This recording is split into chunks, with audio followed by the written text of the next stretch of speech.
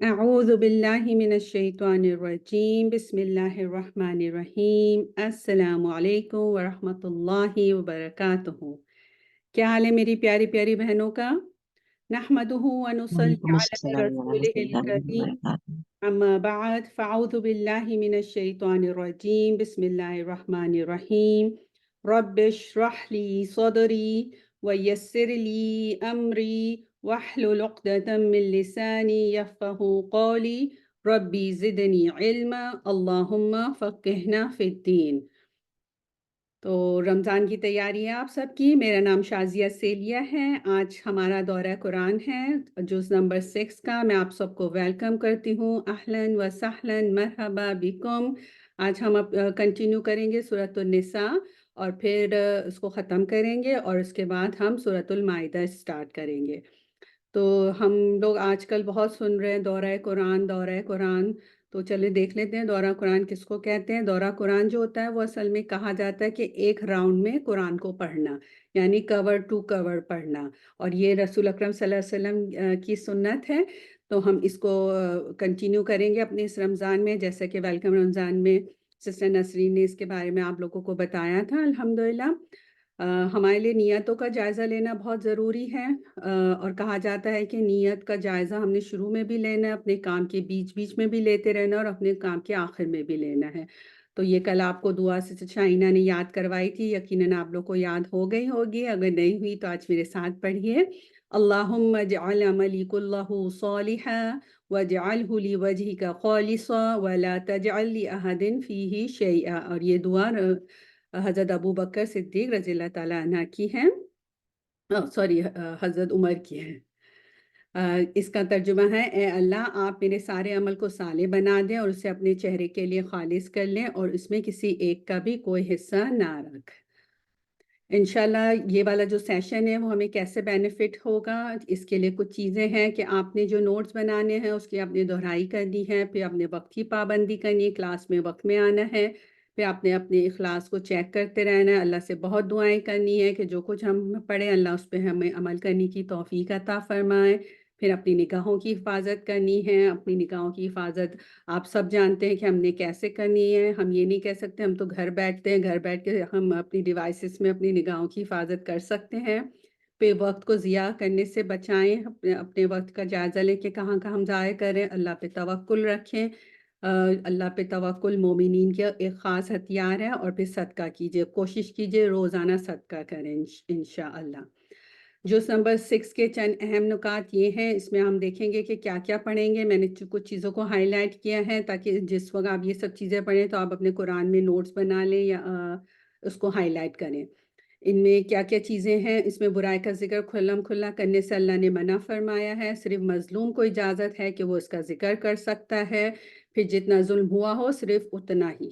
حضرت عیسیٰ علیہ السلام کو اوپر اٹھائے جانے کا واقعہ اور پھر حضرت عیسیٰ علیہ السلام کی دوبارہ دنیا میں بھیجے جانے کی دلیل ہے۔ عہد کو پورا کرنے کا حکم ہے۔ کون کون سے جانور حلال ہیں اور حرام ہیں، احرام کی میں کیا منع ہے، حرمت والے مہینے کون سے ہیں، دین اسلام کو تمہارے لیے مکمل کر دیا ہے۔ بہت ہی خوبصورت سی آیت ہے، اس میں پتہ چلے گا کہ اللہ نے ہمیں صاف واضح بتا دیا کہ ہمارا دین مکمل ہو گیا ہے۔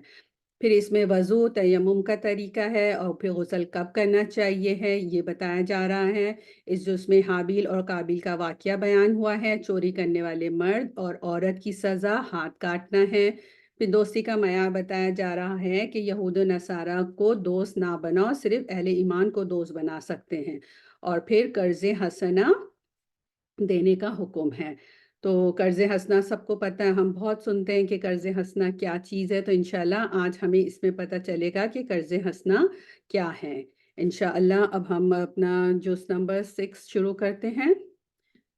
اعوذ باللہ من الشیطان الرجیم، بسم اللہ الرحمن الرحیم۔ لا يحب الله جهر بالسوء من القول إلا من ظلم وكان الله سميعا عليما۔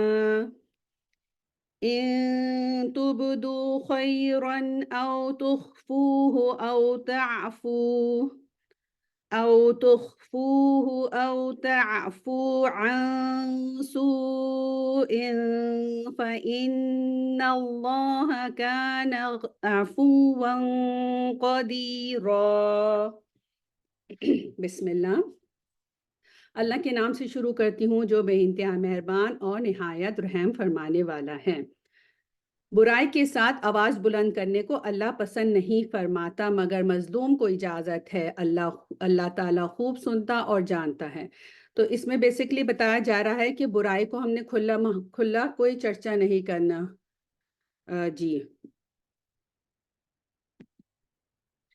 جی، برائی کے ساتھ آواز کو بلند کرنے کو اللہ پسند نہیں فرماتا، مگر مظلوم کو اجازت ہے۔ اللہ تعالیٰ خوب سنتا اور خوب جانتا ہے۔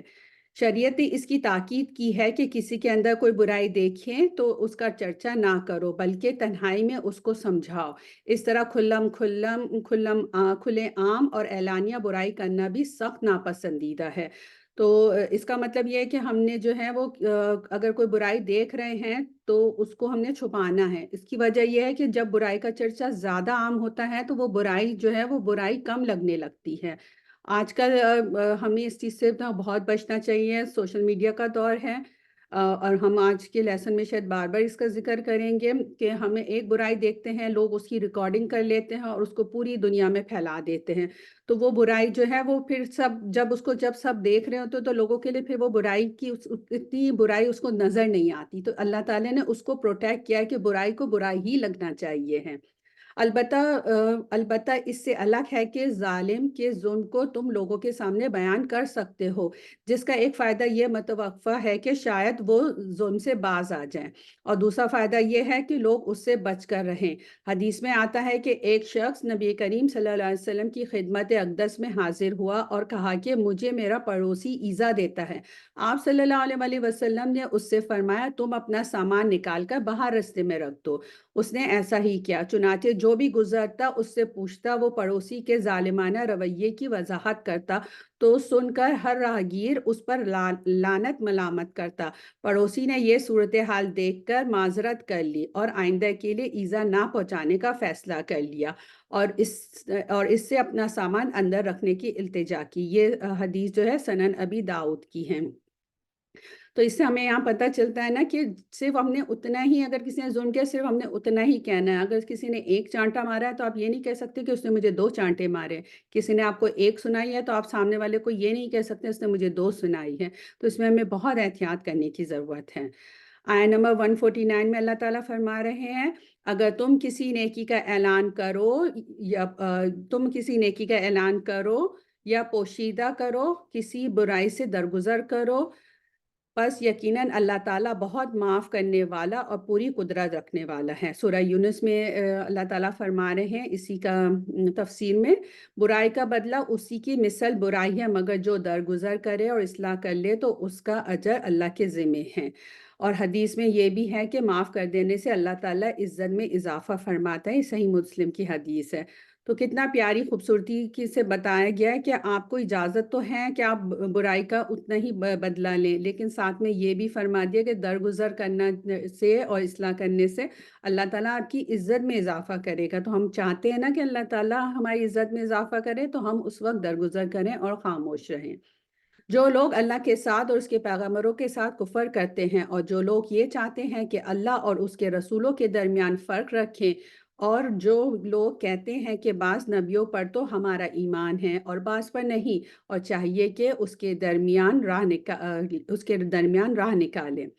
یقین مانو کہ یہی لوگ اصلی کافر ہیں، اور کافروں کے لیے ہم نے اہانت آمیز یعنی رسوا کن سزا تیار کر رکھی ہے۔ آیت نمبر 152 میں اللہ تعالیٰ فرما رہے ہیں، اور جو لوگ اللہ پر اور اس کے پیغمبروں پر ایمان لاتے ہیں اور ان میں سے کسی میں فرق نہیں کرتے ہیں، ان کو اللہ تعالیٰ پورا ثواب دے گا۔ اللہ تعالیٰ بڑی مغفرت والا اور بڑی رحمت والا ہے۔ آپ سے یہ اہل کتاب درخواست کرتے ہیں کہ آپ ان کے پاس کوئی آسمانی کتاب لائیں۔ حضرت موسیٰ علیہ السلام نے حضرت موسیٰ علیہ السلام سے انہوں نے اس سے بہت بڑی درخواست کی تھی کہ ہمیں کھلم کھلا اللہ کو دکھا دے، بس ان کے اس ظلم کے باعث ان پر کڑاکے کی بجلی آ پڑی۔ پھر باوجود یہ کہ ان کے پاس بہت ساری دلیلیں پہنچ چکی تھیں، انہوں نے بچڑے کو اپنا معبود بنا لیا، لیکن ہم نے یہ معاف فرما دیا اور ہم نے موسیٰ علیہ السلام کو کھلا غلبہ اور صریح دلیل عنایت فرمائی، اور ان کا قول لینے کے لیے ہم نے ان کے سروں پر طور پہاڑ لا کھڑا کر دیا اور انہیں حکم دیا سجدہ کرتے ہوئے دروازے میں جاؤ، اور یہ بھی فرمایا کہ ہفتے کے دن میں تجاوز نہ کرنا، اور ہم نے ان سے قول و قرار لیے۔ یہ سزا تھی، یہ سبب ان کی عہد شکنی کے اور احکام الہی کے ساتھ کفر کرنے کے اور اللہ کے نبیوں کو ناحق قتل کر ڈالنے کے، اور اس سبب سے کہ یوں کہتے ہیں کہ ہمارے دلوں پر غلاف ہے، حالانکہ دراصل ان کے کفر کی وجہ سے ان کے دلوں پر اللہ تعالی نے مہر لگا دی ہے، اس لیے یہ قدر قلیل ہی ایمان لاتے ہیں، ان کے کفر کے باعث اور مریم علیہ السلام پر بہتان باندھنے کے باعث۔ اب یہاں پہ مریم علیہ السلام پہ جو بہتان ہے اس کا ذکر ہے، پھر مسیح عیسیٰ علیہ السلام کا ذکر ہے، تو اس میں ہمیں اس کو آپ نے پلیز ہائی لائٹ کیجئے کیونکہ بہت امپورٹنٹ آیات آ رہی ہیں۔ اس سے مراد یوسف نجار کے ساتھ حضرت مریم علیہ السلام پر بدکاری کی تہمت، یہ بہت بڑا بہتان عظیم تھا جو کس نے لگایا تھا؟ یہودیوں نے لگایا تھا، اور وہ کہتے ہیں کہ یوسف علیہ السلام جو ہے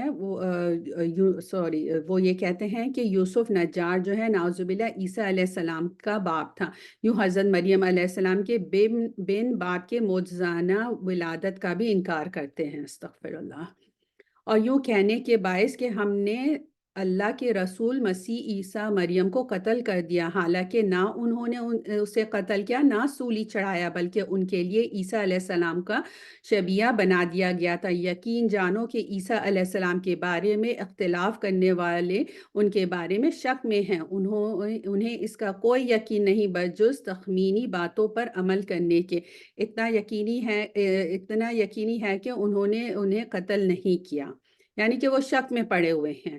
اس کی وضاحت یہ ہے کہ اور یہ جو تھا حضرت عیسیٰ علیہ السلام کے جو قتل کا منصوبہ تھا وہ یہودیوں نے بنایا تھا۔ اب اس کی تفسیر تھوڑی سی میں آپ کے سامنے رکھوں گی۔ اس کا مطلب یہ ہے کہ حضرت عیسیٰ علیہ السلام کو یہودیوں کی سازش کا پتہ چلا تو انہوں نے اپنے حواریوں کو، جن کی تعداد 12 یا 17 تھی، جمع کیا اور فرمایا کہ تم میں سے کوئی شخص میری جگہ قتل ہونے کے لیے تیار ہے تاکہ اللہ تعالیٰ اس کی طرف اس کی شکل و صورت میری جیسی بنا دی جائے۔ ایک نوجوان اس کے لیے تیار ہو گیا، چنانچہ حضرت عیسیٰ علیہ السلام کو وہاں سے آسمان پر اٹھا لیا گیا۔ بعد میں یہودی آئے اور انہوں نے اس نوجوان کو لے جا کر سولی چڑھا دیا، جسے حضرت عیسیٰ علیہ السلام کا ہم شکل بنا دیا گیا تھا۔ یہودی یہی سمجھتے رہے کہ ہم نے عیسیٰ علیہ السلام کو سولی دے دی، حالانکہ حضرت عیسیٰ علیہ السلام اس وقت وہاں موجود ہی نہ تھے، وہ زندہ جسم کے ساتھ آسمان پر اٹھائے جا چکے تھے۔ یہ تفسیر جو ہے ابن کثیر اور فتح الباری کی ہے۔ عیسیٰ علیہ السلام کے ہم شکل شخص کو قتل کرنے کے بعد ایک گروہ نے یہی کہتا رہا عیسیٰ علیہ السلام کو قتل کر دیا، عیسیٰ علیہ السلام کو قتل کر دیا گیا، جبکہ دوسرا گروہ جسے یہ اندازہ ہو گیا تھا کہ مصلوب شخص عیسیٰ علیہ السلام نہیں کوئی اور ہیں، بہرحال وہ اختلاف اور تردد کا شکار ہیں، بلکہ اللہ تعالیٰ نے انہیں اپنی طرف اٹھا لیا، اور اللہ تعالیٰ بڑا زبردست اور پوری حکمت والا ہے۔ صحیح بخاری اور صحیح مسلم میں اس کی وضاحت آئی ہے۔ ان حدیث جس میں صحیح بخاری اور صحیح مسلم کا ذکر ہوتا ہے اس کو متفق علیہ بھی کہتے ہیں، یعنی کہ دونوں حدیث اس بات میں متفق ہیں۔ قیامت کے قریب ان کے نزول اور دیگر بہت سی باتوں کا تذکرہ ہے، اور آسمان پہ اٹھائے جانے کا بھی تذکرہ ہے۔ اس میں امام ابن کثیر یہ تمام روایت کا ذکر کر کے آخر میں تحریر فرماتے ہیں، پس یہ احادیث رسول کریم صلی اللہ علیہ وسلم سے متواتر ہے۔ متواتر کا مطلب ہے مسلسل ہے، بہت زیادہ بار بار ریپیٹیشن ہے۔ آپ یعنی عیسیٰ علیہ السلام دمشق میں منارہ شرکیہ کے پاس اس وقت اتریں گے جب فجر کی نماز کے لیے اقامت ہو رہی ہوگی۔ اہل کتاب میں سے ایک بھی ایسا نہ بچے گا جو حضرت عیسیٰ علیہ السلام کی موت سے پہلے ان پر ایمان نہ لا چکے، اور قیامت کے دن آپ ان پر گواہ ہوں گے۔ جب ان کا جب ان کا دوبارہ دنیا میں نزول ہوگا، یعنی عیسیٰ علیہ السلام کا، اور وہ دجال کو قتل کر کے اسلام کا بول بالا کریں گے، اس وقت جتنے یہودی اور عیسائی ہوں گے ان کو بھی قتل کر ڈالیں گے، اور روئے زمین پر مسلمان کے سوا کوئی اور باقی نہ بچے گا۔ اس طرح دنیا میں جتنے بھی اہل کتاب حضرت عیسیٰ علیہ السلام پر ایمان لانے والے ہیں، وہ حضرت عیسیٰ علیہ السلام کی موت سے پہلے ان پر ایمان لا کر اس دنیا سے گزر چکے ہوں گے، خواہ ان کا ایمان کسی بھی دھنک کا ہو۔ صحیح احادیث سے یہ بھی ثابت ہے، صحیح حدیث سے بھی یہی ثابت ہے۔ چنانچہ نبی کریم صلی اللہ علیہ وسلم نے فرمایا، قسم ہے اس ذات کی جس کے ہاتھ میں میری جان ہے، ضرور ایک وقت آئے گا کہ تم میں ابن مریم حاکم و عادل بن کر نازل ہوں گے۔ وہ صلیب کو توڑیں گے، خنزیر کو قتل کریں گے، جزیہ اٹھائیں گے، اور مال کی اتنی بہتات ہوگی کہ کوئی اسے قبول کرنے والا نہیں ہوگا، یعنی صدقہ خیرات لینے والا کوئی نہیں ہوگا، حتیٰ کہ ایک سجدہ دنیا و مافیہ سے بہتر ہوگا۔ پھر حضرت ابو ہریرہ رضی اللہ تعالی عنہ فرماتے ہیں، اگر تم چاہو تو قرآن کی یہ آیت پڑھ لو جو ابھی ہم نے اوپر جس کا ترجمہ کیا، اور یہ صحیح بخاری کی حدیث ہے۔ جو نفیس چیزیں ان کے لیے حلال کی گئیں وہ ہم نے ان پر حرام کر دی ان کے ظلم کے باعث، اور اللہ تعالیٰ کی راہ سے اکثر لوگوں کو روکنے کے باعث۔ یہ اللہ کے رستے سے روکتے تھے، اس لیے یہ سزا کے طور پہ ان کے ساتھ ہوا تھا۔ اور سود جس سے منع کیے گئے تھے اسے لینے کے باعث، اور لوگوں کا مال ناحق مار کھانے کے باعث، اور ان میں جو کفار ہیں ہم نے ان کے لیے المناک عذاب تیار کر رکھا ہے۔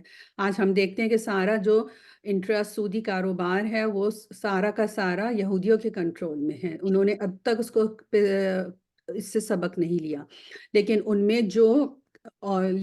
میں سے جو کامل اور مضبوط علم والے ہیں اور ایمان والے ہیں، جو اس پر ایمان لاتے ہیں جو آپ کی طرف اتارا گیا اور جو آپ سے پہلے اتارا گیا، اور نمازوں کو قائم رکھنے والے ہیں اور زکوٰۃ ادا کرنے والے ہیں، اور اللہ پر اور قیامت کے دن پر ایمان رکھنے والے ہیں، یہ ہیں جنہیں ہم بہت بڑے اجر عطا فرمائیں گے۔ اللہ تعالیٰ ان اجر میں ہمارا بھی نام لکھ دے۔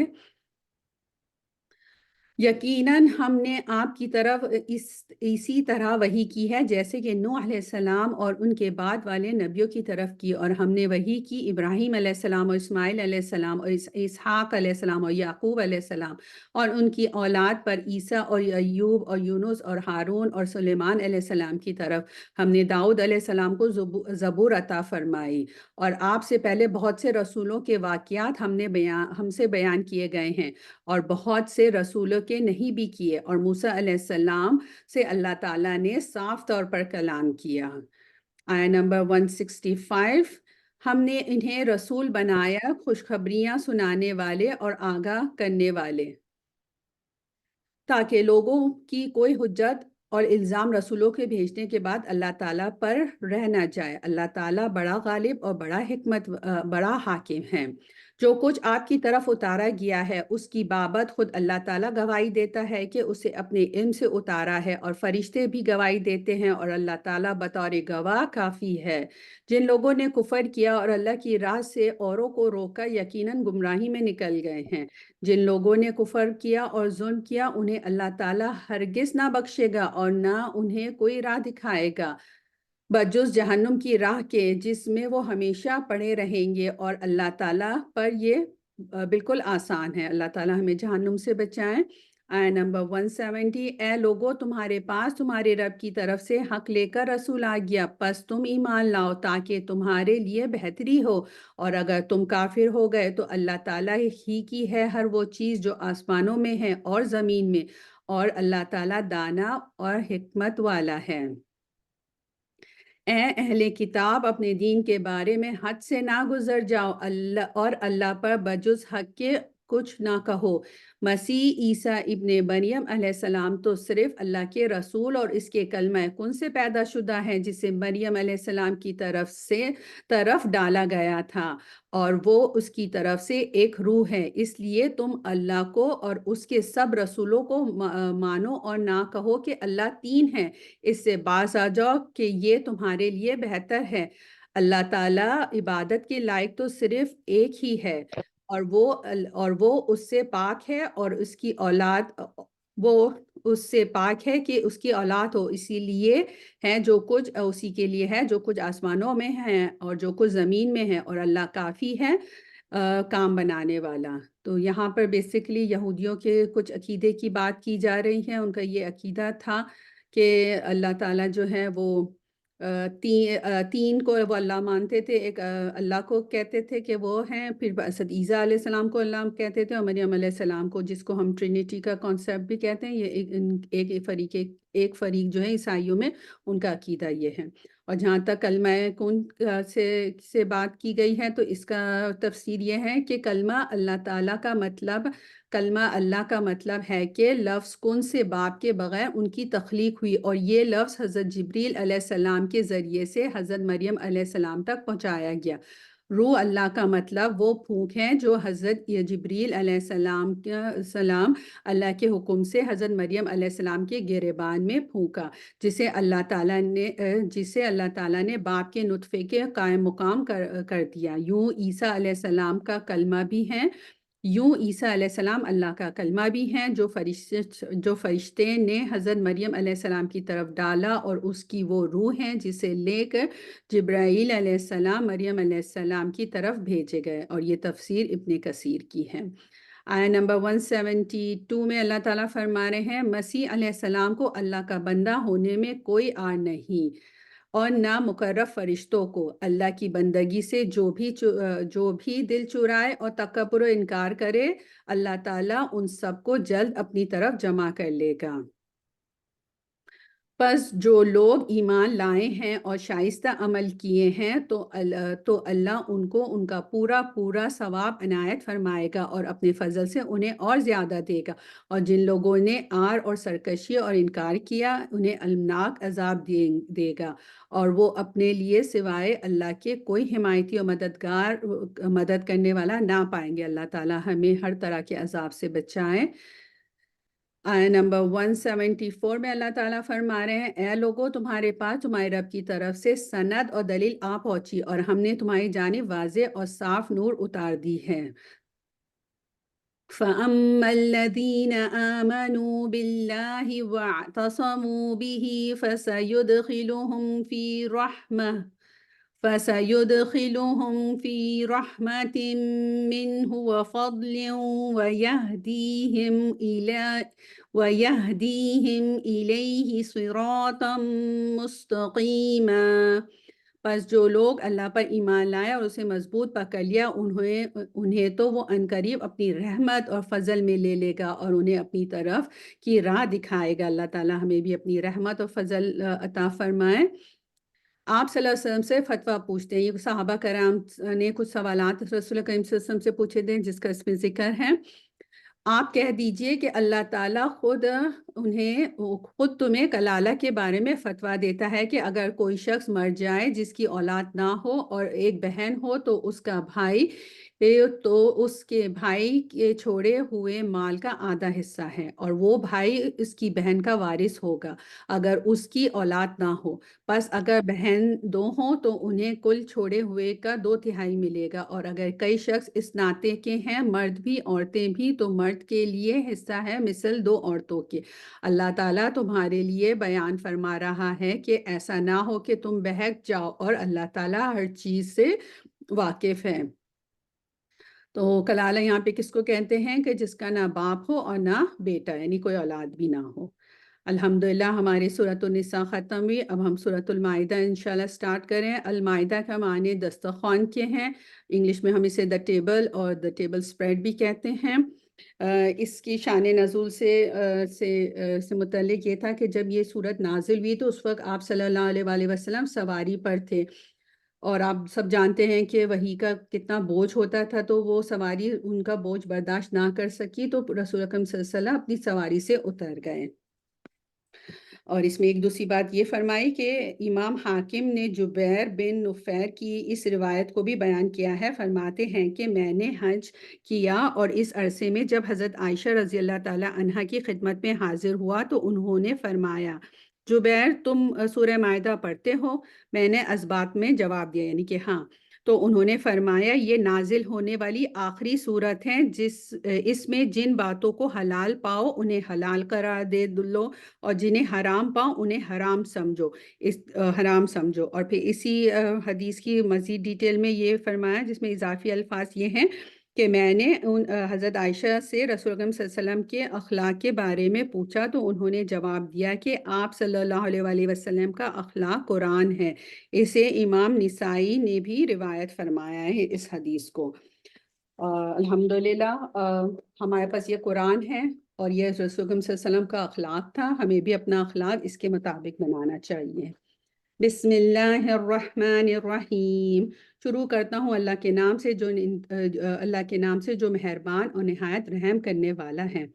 या अय्युहल्लज़ीना आमनू औफू बिलउक़ूद उहिल्लत लकुम बहीमतुल अनआम इल्ला मा युतला अलैकुम गैर मुहिल्लिस सैद व अंतुम हुरुम इन्नल्लाह यहकुमु मा युरीद।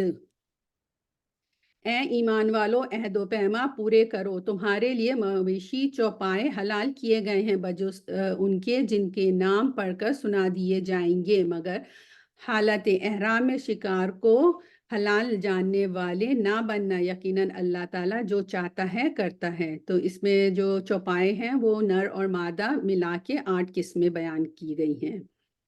ए ईमान वालो, अल्लाह ताला के शायर की बेहुरमती ना करो, ना अदब वाले महीनों की, ना हरम में कुर्बान होने वाले और पट्टे पहनाए गए जानवरों की जो काबे को जा रहे हों, और ना उन लोगों की जो बैतुल्लाह के कस्त से अपने रब ताला के फजल और उसकी रज़ाजोई की नीयत से जा रहे हों।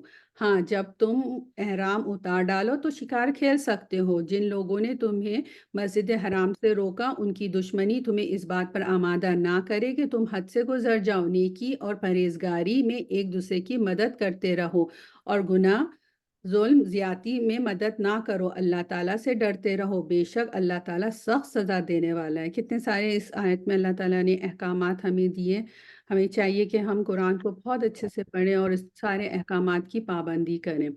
अब यहाँ पे अशरुल हराम यानी हुर्मत वाले 4 महीने कौन से हैं? रजब, जुल्कादा, जुल्हिज्जा और मुहर्रम की हुर्मत बरकरार रखो और इनमें किताल मत करो। अच्छा जी, हम लोग जब हज पे जाते हैं तो हम इस चीज़ का बड़ा ख्याल रखते हैं कि हज पे जाके ना हमें वहाँ पे घास तोड़नी है, ना हमने लड़ाई झगड़ा करना है, ना हमने बहसबाजी करनी है। हमने उसकी हुर्मत को हम याद रखते हैं। लेकिन जो और ये भी सिर्फ वो याद रखते हैं जो हाजी होते हैं। इसके अलावा हम जो यहाँ पे रहते हैं, या जो ये बाकी जो 3 और महीने हैं, रजब, जुल्कादा, मुहर्रम है और इंक्लूडेड जुल्हज्जा हैं, इसमें हम लोगों इस पे कभी भी हम ये सोचते नहीं कि ओ ये तो हुर्मत वाले महीने आ गए, अब इसमें तो हमें जो है जंग और किताल, खैर चले हम किताल तो नहीं करते हैं, लेकिन इसमें ये चीज़ें भी आ जाती हैं कि हमने लोगों की इज़्ज़तों की हिफाजत करनी है, उनकी जानों की हिफाजत करनी है। तो इस चीज़ को भी हमें ख़ास नज़र में रखना चाहिए। आय नंबर 3, तुम पर हराम किया गया मुर्दार और खून और खंजीर का गोश्त जिस पर अल्लाह के सिवा दूसरों का नाम पुकारा गया हो, और जो गला घोंटने से मरा हो, और जो किसी ज़र्ब से मर गया हो, जो ऊंची जगह से गिर कर मरा हो, जो किसी के सींग मारने से मरा हो, और जिसे दरिंदे ने फाड़ खाया हो, लेकिन उसे तुम ज़िबा कर लो तो हराम नहीं। यानी कि उसके मरने से पहले अगर आपने ज़िबा कर दिया तो वो हराम नहीं है। और आस्थानों पर ज़िबा किया गया हो, और ये भी कि कुर्रा के तीरों के ज़रिए फालगिरी हो, ये सब बदतरीन गुनाह हैं। आज कुफ़ार दीन से नामुराद हो गए। खबरदार, उनसे ना डरना और मुझसे डरते रहना। आज मैंने तुम्हारे लिए दीन को मुकम्मल कर दिया, तुम पर अपना नाम भरपूर कर दिया, और तुम्हारे लिए इस्लाम के दीन होने पर रजामंद हो गया। बस जो शख्स शिद्दत भूख में बेकरार हो, बशर्ते कि इसी गुनाह की तरफ उसका मैलान ना हो, तो यकीनन अल्लाह ताला माफ़ करने वाला और बहुत रहम फरमाने वाला, बहुत मेहरबान है। कितनी खूबसूरत बात की। ऊपर हलाल हराम की बात बताया कि किस तरह के जानवर हलाल हैं, फिर नीचे ये बताया गया कि بھوک کی حالت میں آپ حرام کو تھوڑا سا کھا سکتے ہو اپنی زندگی بچانے کے لیے، اور بیچ میں اللہ تعالیٰ نے یہ فرما دیا کہ اللہ نے ہمارے لیے ہمارا دین مکمل کر دیا۔ تو اللہ نے اس آیت میں بتا دیا اس سورہ میں کہ ہمارا دین مکمل ہے، اب اس میں جو بھی ہم ایڈیشن کریں گے وہ بدعت ہوگی، اور بدعت کا سب سے بڑا نقصان تو ایک تو یہ ہے کہ آپ کو رسول کہ جو بدعت کو ایجاد کرے گا، رسول اللہ صلی اللہ علیہ وسلم کے ہاتھوں وہ حوض کوثر پہ پانی پینے سے روک دیا جائے گا۔ تو تو اس چیز کو اپنے خود بھی عمل کرنا ہے، اور اپنے آس پاس لوگوں کو بھی بتانا ہے کہ بدعات کا کیا نقصان ہے۔ اللہ نے فرما دیا کہ ہم نے کمپلیٹ کر دیا آپ کا دین۔ آپ سے دریافت کرتے ہیں ان کے لیے کیا کچھ حلال ہے۔ یہ دوبارہ صحابہ کرام آپ صلی اللہ علیہ وسلم سے سوالات پوچھ رہے ہیں۔ آپ کہہ دیجئے کہ تمام پاک چیزیں تمہارے لیے حلال کی گئی ہیں، اور جن شکار کھیلنے والے جانوروں کو تم نے سدھا رکھا ہے، یعنی جنہیں تم تھوڑا بہت وہ سکھاتے ہو، جس کی تعلیم اللہ نے تمہیں دے رکھی ہے، پس جس شکار کو وہ تمہارے لیے پکڑ کر روک رکھے تو تم اس سے کھا لو اور اس پر اللہ کا ذکر کر لیا کرو، اور اللہ تعالیٰ سے ڈرتے رہو، یقیناً اللہ تعالیٰ جلد حساب لینے والا ہے۔ کتنا خوبصورت دین ہے کہ جن جانوروں کو آپ شکار کے لیے استعمال کر رہے ہیں ان کی ٹریننگ بھی بتا دی گئی اللہ نے قرآن میں کہ ان کو ٹرین کرنا ہے۔ کس طرح سے ٹرین کرنا ہے؟ جیسے کہ اللہ نے تمہیں علم دیا، جس طرح سے اللہ نے تمہیں سکھایا اس طرح تم اسے ٹرین کرو، اور ٹرین کا طریقہ ہمیں احادیث سے بھی ملتا ہے۔ ایسے سدھائے ہوئے جانوروں کا شکار کیا ہوا جانور دو شرطوں کے ساتھ حلال ہے۔ ایک یہ کہ اسے شکار کے لیے چھوڑتے وقت بسم اللہ پڑھی گئی ہو، اور دوسرا یہ کہ شکاری جانور شکار کر کے اپنے مالک کے لیے رکھ چھوڑے اور اسی کا انتظار کرے، خود نہ کھائے، حتیٰ کہ اگر اس نے مار بھی ڈالا ہو، تب بھی مقتول شکار شدہ جانور حلال ہوگا، بشرطے اس کے شکار میں سدھائے اور چھوڑے ہوئے جانور کے علاوہ کسی اور جانور کی شرکت نہ ہو۔ یہ صحیح بخاری کی حدیث میں اس کی تفصیل ہے۔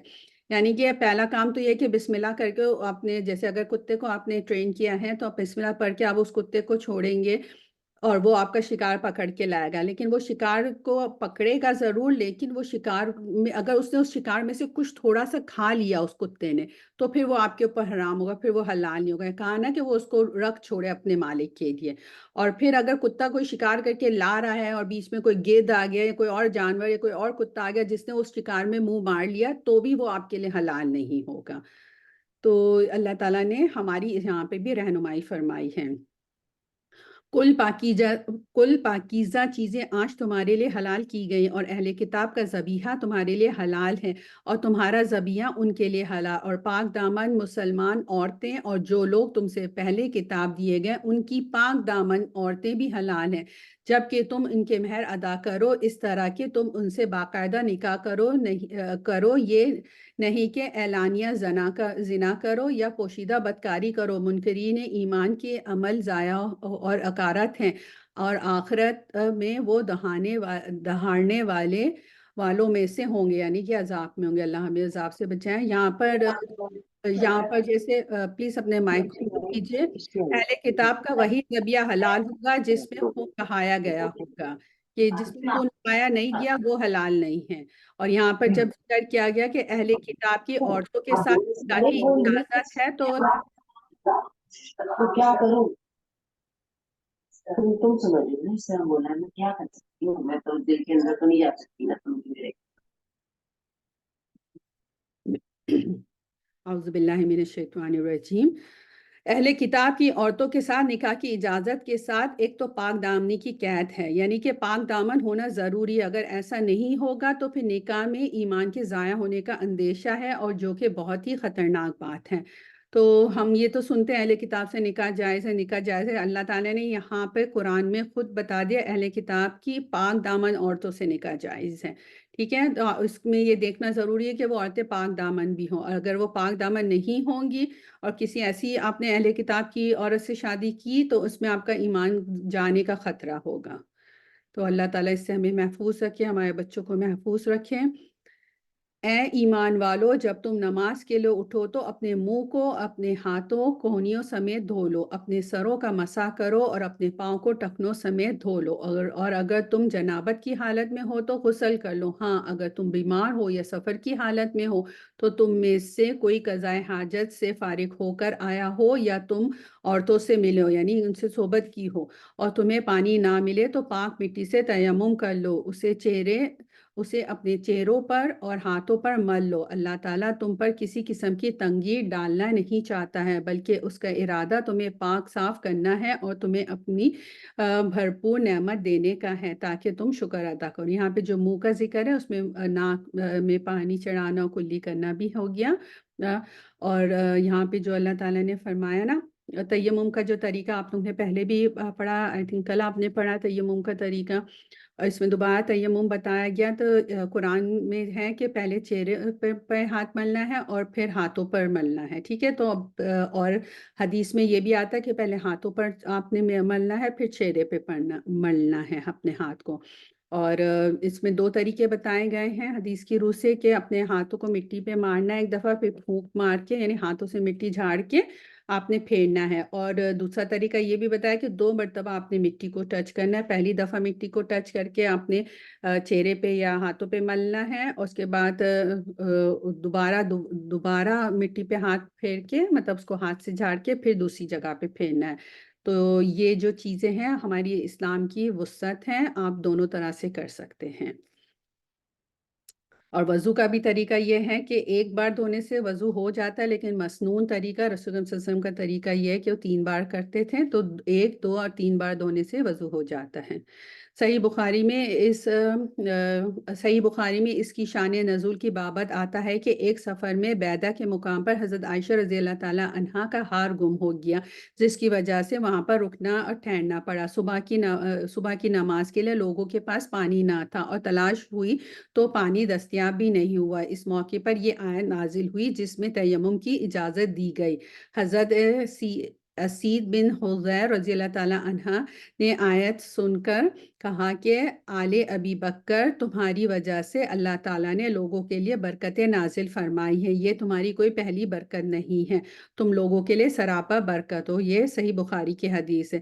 اچھا، جہاں پہ تیمم کا ذکر ہے وہاں پہ ذکر ہے کہ پانی نہ ملنے کی صورت میں۔ تو پہلے یہ ہوتا تھا کہ کچھ لوگ تھے انکلوڈیڈ ہمارے سے بھی ہوتا تھا، ہم سفر پہ جا رہے ہوتے تھے، ہمارے پاس پانی نہیں ہوتا تھا، ہم تیمم کر لیتے تھے، لیکن ہمیں نہیں دیکھتے، سوچتے تھے کہ ہمارے پاس جو ہے وہ بوٹل پڑی ہے یا ہم کسی ایریے میں رک کے جو ہے ہم وہاں پہ وضو کر سکتے ہیں۔ تو اگر آپ کے پاس بالکل پانی نہیں ہے، بالکل ایک قطرہ پانی نہیں ہے، تب آپ تیمم کریں گے، لیکن اگر آپ کسی جگہ پہ رک کر وضو کر سکتے ہیں، اپنے کے پاس واٹر باٹل ہوتی ہے، ہم اس سے وضو کر سکتے ہیں، تو اس کا ہم خاص خیال رکھیں۔ آیت نمبر 7، تم پر اللہ کی نعمتیں نازل ہوئی ہیں، انہیں یاد رکھو اور اس کے عہد کو بھی جس کا تم سے معاہدہ ہوا ہے، جبکہ تم نے کہا کہ ہم نے سنا اور اطاعت کی، اور اللہ تعالیٰ سے ڈرتے رہو، یقیناً اللہ تعالیٰ دلوں کی باتوں کو جاننے والا ہے۔ اللہ تعالیٰ ہمارے اندر اپنی خشیت ڈالے، اور خشیت ایسا ڈر ہوتا ہے جو علم کے ساتھ آتا ہے، یعنی کہ ہمیں علم ہے اللہ کیا کچھ کر سکتا ہے، تبھی ہمیں اس کا خوف آئے گا۔ اے ایمان والو، تم اللہ کی خاطر حق پر قائم ہو جاؤ، راستی اور انصاف کے ساتھ گواہی دینے والے بن جاؤ۔ کسی قوم کی عداوت تمہیں خلاف عدل پر آمادہ نہ کرے، عدل کیا کرو جو پرہیزگاری کے زیادہ قریب ہے، اور اللہ تعالیٰ سے ڈرتے رہو، یقین مانو کہ اللہ تعالیٰ تمہارے اعمال سے باخبر ہے۔ یہاں پہ بات ہو رہی ہے عدل کی، تو ہم یہ نہ سوچے کہ یہ تو ہمارے لیے نہیں ہے، کیونکہ ہمارے لیے بہت خاص ہے، کیونکہ ہم گھر میں کتنا عدل کرتے ہیں، ہم اپنے بچوں میں عدل کر رہے ہیں، یا کوئی فیوریٹزم ہے ہمارے بچوں میں، یا ہماری بھابیاں ہیں یا ہماری نندیں، اس میں کوئی فیوریٹزم ہے، یا ہم وہاں پہ عدل کر رہے ہیں یا ہم وہاں پہ عدل نہیں کر رہے ہیں۔ تو یہ عدل کا معاملہ ہر وقت ہر جگہ آپ کے ساتھ ساتھ ہے۔ اللہ تعالیٰ ہمیں عادل بنائے۔ اللہ تعالیٰ کا وعدہ ہے کہ جو ایمان لائے اور نیک کام کریں ان کے لیے وسیع مغفرت اور بہت بڑا اجر اور ثواب ہے۔ اللہ تعالیٰ ہم سب کی مغفرت فرمائے۔ آیت نمبر 10، جن لوگوں نے کفر کیا اور ہمارے احکام کو جھٹلایا وہ دوزخی ہیں، اللہم اجرنا من النار۔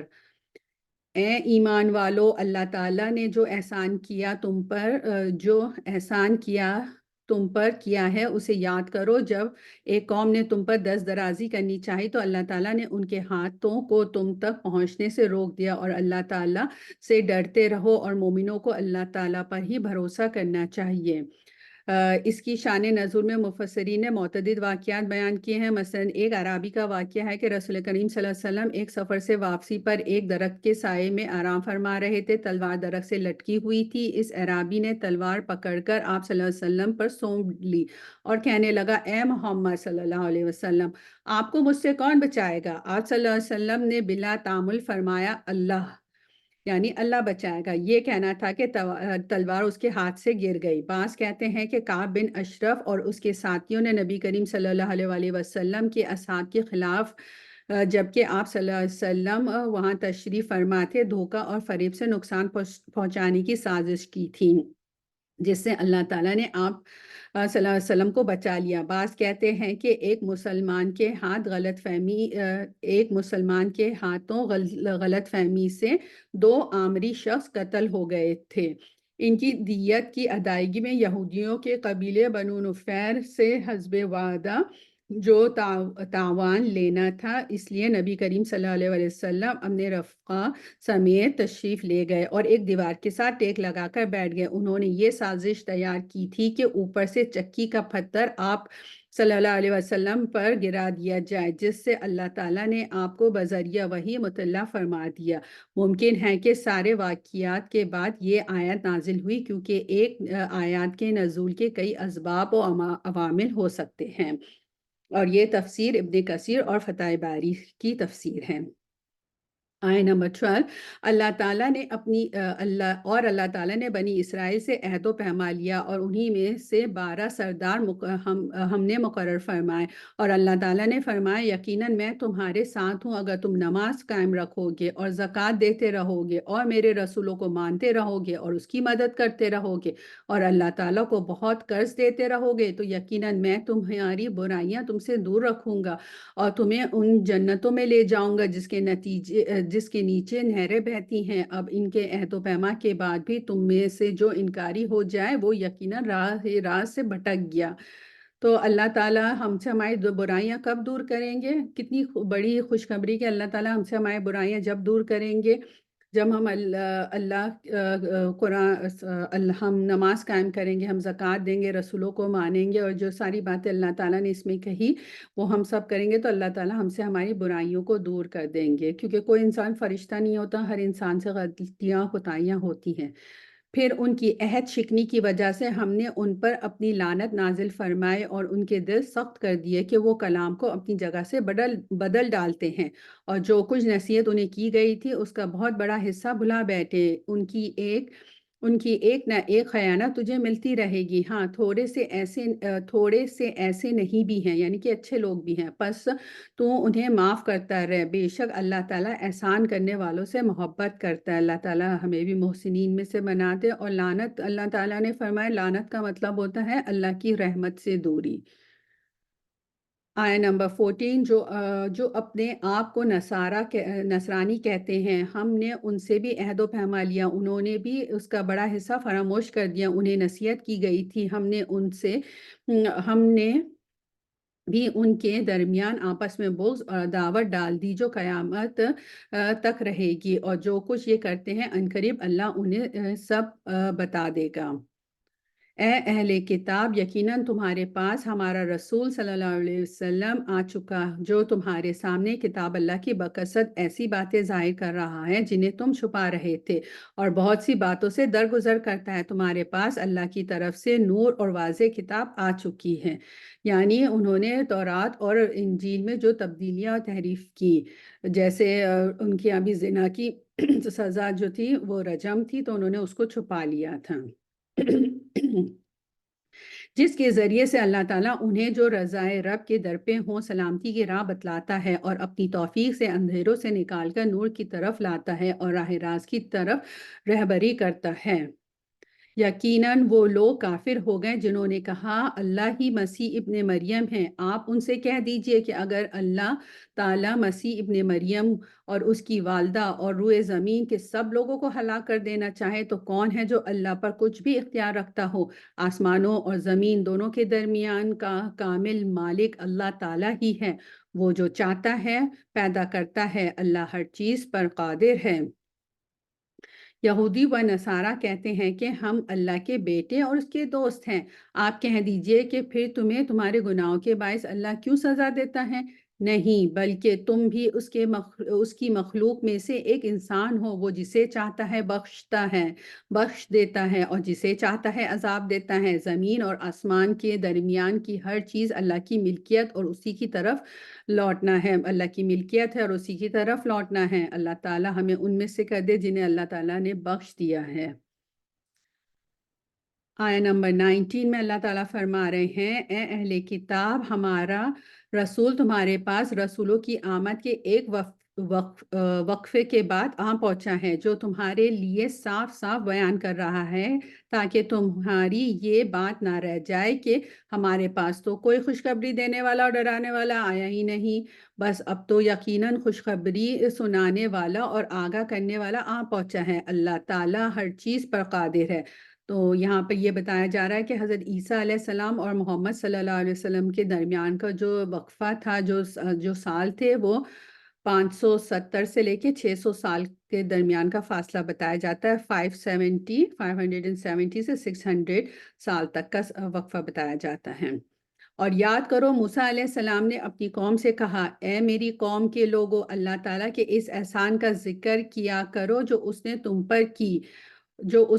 پر کی اور تمہیں میں سے پیغمبر بنائے اور تمہیں بادشاہ بنا دیا اور تمہیں وہ دیا جو تمہارے عالم میں کسی کو نہیں دیا تھا۔ تو یہاں پہ یہ چیز اللہ تعالیٰ بتا رہے ہیں کہ جو اللہ تعالیٰ نے ہم پہ بھی جو نوازشیں کی ہیں، اللہ نے جو نعمتیں ہمیں دی، ہم اس کا ذکر اچھے الفاظوں میں کریں۔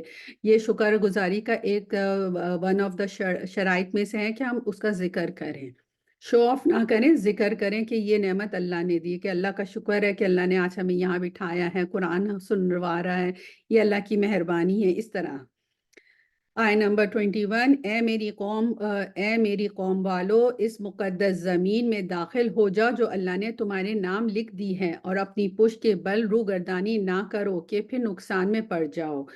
یہاں پر جو حضرت یعقوب علیہ السلام کا مسکن تھا وہ بیت المقدس ہی تھا، لیکن حضرت یوسف علیہ السلام کے امارات مصر کے زمانے میں یہ لوگ مصر جا کر آباد ہو گئے تھے، اور پھر اس وقت تک مصر میں ہی رہے جب تک موسیٰ علیہ السلام نے انہیں راتوں رات فرعون سے چھپ کر مصر سے نکال نہیں لے گئے۔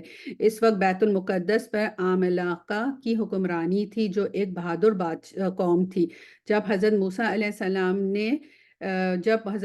السلام نے پھر بیت المقدس جا کر آباد ہونے کا عزم کیا تو اس کے لیے وہاں قابض عملاقہ سے جہاد ضروری تھی۔ چنانچہ حضرت موسیٰ علیہ السلام نے اپنی قوم کو اس ارض مقدس میں داخل ہونے کا حکم دیا اور نصرت الہی کی بشارت بھی سنائی، لیکن اس کے باوجود بنی اسرائیل عمالقہ سے لڑنے پر تیار نہ ہوئے۔ یہ ابن کثیر کی ڈیٹیل ہے۔ آیہ نمبر 22، انہوں نے جواب دیا، یعنی بنی اسرائیل نے جواب دیا کہ اے موسیٰ، وہاں تو زور آور سرکش لوگ ہیں، اور جب تک وہ وہاں سے نکل نہ جائیں گے ہم تو ہرگز وہاں نہ جائیں گے۔ ہاں، اگر وہ وہاں سے نکل جائیں گے پھر تو ہم بخوشی چلے جائیں گے۔ دو شخصوں نے جو خدا ترس لوگوں میں سے تھے جن پر اللہ کا فضل تھا، کہا کہ تم ان کے مقابلے کے لیے دروازے تک تو پہنچو، یعنی دروازے میں تو پہنچ جاؤ، دروازے پر قدم رکھتے ہی یقیناً تم غالب آ جاؤ گے، اور تم اگر مومن ہو تو تمہیں اللہ تعالیٰ پر ہی بھروسہ کرنا چاہیے۔ قوم نے جواب دیا، اے موسیٰ، جب تک وہ وہاں ہیں تب تک ہم ہرگز نہ جائیں گے، اس لیے تم اور تمہارا پروردگار جا کر دونوں ہی لڑو، ہم یہیں بیٹھے ہوئے ہیں۔ موسیٰ علیہ السلام کہنے لگے، الہی، مجھے تو بجز اپنے اور اپنے بھائی کے کسی اور پر کوئی اختیار نہیں، پس تو ہم میں اور ان کی نافرمانیوں میں جدائی ڈال دے۔ ارشاد ہوا کہ اب زمین پر 40 سال تک حرام کر دی گئی، اب ان پر 40 سال تک وہ زمین حرام کر دی گئی، یہ خانہ بدوش ادھر ادھر سرگرداں پھرتے رہیں گے، اس لیے تم ان فاسقوں کے بارے میں غمگین نہ ہو۔ یہ وہی لوگ تھے نا جو آج قابض ہو کے بیٹھ گئے ہیں اور ہمارے غزہ کے بھائیوں بہنوں پہ ظلم ڈھا رہے ہیں۔ انہیں وہاں سے میں جانے کا اس وقت کہا گیا تھا تو وہ گئے نہیں تھے، انہوں نے اتنا پریشان کیا تھا، اور یہ میدان تی میں جو ہے 40 سال تک بھٹکتے رہے تھے، اور 40 سال کے بعد پھر ایسے حالات اللہ نے پیدا کیے کہ یہ بیت المقدس کے اندر پھر اس وقت داخل ہوئے تھے۔ آدم علیہ السلام، آیا نمبر 27، آدم علیہ السلام کے دونوں بیٹوں کا کھڑا کھڑا حال بھی انہیں سنا دو۔ ان دونوں نے ایک نذرانہ پیش کیا، ان میں سے ایک کی نظر قبول کی گئی اور دوسرے کی قبول نہ کی گئی، تو ایک کہنے لگا میں تجھے مار ہی ڈالوں گا۔ اس نے کہا اللہ تعالیٰ تقوی والوں کا ہی عمل قبول کرتا ہے، یعنی دوسرے بھائی نے کہا کہ اللہ تعالیٰ تقوی والوں کا ہی عمل قبول کرتا ہے۔ یہاں پہ حضرت آدم علیہ السلام کے دو بیٹوں کا ذکر ہے جن کا نام حابیل اور قابیل تھا، اور حضرت آدم علیہ اس زمانے میں یہ ہوتا تھا جب شروع میں دنیا بنائی اور حضرت آدم علیہ السلام کی اولاد ہوئی تو یہ ہوتا تھا کہ ایک حمل سے بیک وقت لڑکا اور لڑکی پیدا ہوتی، دوسرے حمل سے بھی لڑکا اور لڑکی ہوتی، ایک حمل کی بہن بھائی کا نکاح دوسرے حمل کے بہن بھائی سے کر دیا جاتا تھا۔ حابیل کے ساتھ پیدا ہونے والی بہن کوئی زیادہ خوبصورت نہ تھی، جبکہ قابیل کے ساتھ پیدا ہونے والی بہن بہت خوبصورت تھی۔ اس وقت کے اصول کے مطابق حابیل کا نکاح قابیل کی بہن کے ساتھ اور قابیل کا نکاح حابیل کی بہن کے ساتھ ہونا تھا، لیکن قابیل چاہتا تھا کہ وہ حابیل کی بہن کے بجائے اپنی ہی بہن کے ساتھ جو خوبصورت زیادہ تھی نکاح کر لے۔ آدم علیہ السلام نے اسے سمجھایا لیکن وہ نہ سمجھا۔ بالآخر حضرت آدم علیہ السلام نے دونوں کو بارگاہ الہی میں قربانیاں پیش کرنے کا حکم دیا اور فرمایا کہ جس کی قربانی قبول ہو جائے گی قابیل کی بہن کا نکاح اس کے ساتھ کر دیا جائے گا۔ حابیل کی قربانی قبول ہو گئی، یعنی آسمان سے آگ آئی اور اسے کھا گئی۔ اس زمانے میں اسی طرح سے پتہ چلتا تھا کہ کس کی قربانی قبول ہوئی ہے، جو اس کی قبول ہونے کی دلیل تھی۔ بعض مفسرین کے خیال ہے کہ ویسے ہی دونوں بھائیوں نے اپنے طور پر اللہ کی بارگاہ میں نظر پیش کی، یعنی دونوں اوپینین ہیں کہ ایک تو اس قصے کی وجہ سے انہوں نے قربانی کی تھی اللہ کے سامنے، اور ایک دوسرا اوپینین یہ ہے کہ انہوں نے کسی ریزن کی وجہ سے قربانی نہیں کی تھی، جس ایسے ہی کی تھی۔ حابیل نے ایک عمدہ دمبا کی قربانی اور قابیل نے گندم کی بالی قربانی میں پیش کی۔ حابیل کی قربانی قبول ہونے پر قابیل حسد کا شکار ہو گیا۔ گو تو میرے قتل کے لیے دست درازی کرے لیکن میں تیرے قتل کی طرف ہرگز ہاتھ نہیں بڑھاؤں گا، میں تو اللہ پروردگار عالم سے خوف کھاتا ہوں۔ تو حابیل نے کیوں اپنے ڈیفینس کے لیے ہاتھ نہیں بڑھایا؟ کیونکہ حابیل جو ہے وہ اللہ سے ڈرتا تھا۔ یہ اللہ کا خوف ہوتا ہے جو انسان کو برائیوں سے روکتا ہے۔ میں تو چاہتا ہوں کہ تو میرا گناہ اپنے سر لے لے اور دوزخیوں میں شامل ہو جائے، ظالموں کا یہی بدلہ ہے۔ پس اسے اس کے نفس نے اپنے بھائی کے قتل پر آمادہ کر دیا اور اس نے اسے قتل کر ڈالا، جس سے نقصان پانے والوں میں سے ہو گیا۔ پھر اللہ تعالیٰ نے ایک کوے کو بھیجا جو زمین کھود رہا تھا تاکہ اسے دکھائے کہ وہ کس طرح اپنے بھائی کی لاش کو چھپا دے۔ وہ کہنے لگا ہائے افسوس کہ میں ایسا کرنے سے بھی گیا گزرا ہو گیا ہوں کہ اس کوے کی طرح اپنے بھائی کی لاش کو دفنا دیتا، پھر تو بڑا ہی پشیمان اور شرمندہ ہو گیا۔ یعنی کہ اس نے قتل تو کر دیا تھا لیکن اس کے بعد اس سے پشیمانی اور شرمندگی ضرور ہوئی تھی، اور یہی زندہ دل کی علامت ہے کہ اگر ہم کوئی غلطی کریں اور اگر ہمیں پشیمانی ہوتی ہے تو اس کا مطلب ہے کہ ہمارے لیے ہدایت کے دروازے اللہ نے کھلے رکھے ہیں۔ اسی وجہ سے ہم نے بنی اسرائیل پر یہ لکھ دیا کہ جو شخص کسی کو بغیر اس کے کہ وہ کسی کا قاتل ہو یا زمین میں فساد مچانے والا ہو قتل کر ڈالے تو گویا اس نے تمام لوگوں کو قتل کر دیا، اور جو شخص ایک کی جان بچائے اس نے گویا تمام لوگوں کو زندہ کر دیا۔ اور ان کے پاس ہمارے بہت سے رسول ظاہر دلیلیں لے کر آئے، لیکن پھر اس کے بعد بھی ان میں اکثر لوگ زمین میں ظلم و زیادتی اور زبردستی کرنے والے ہی رہے ہیں۔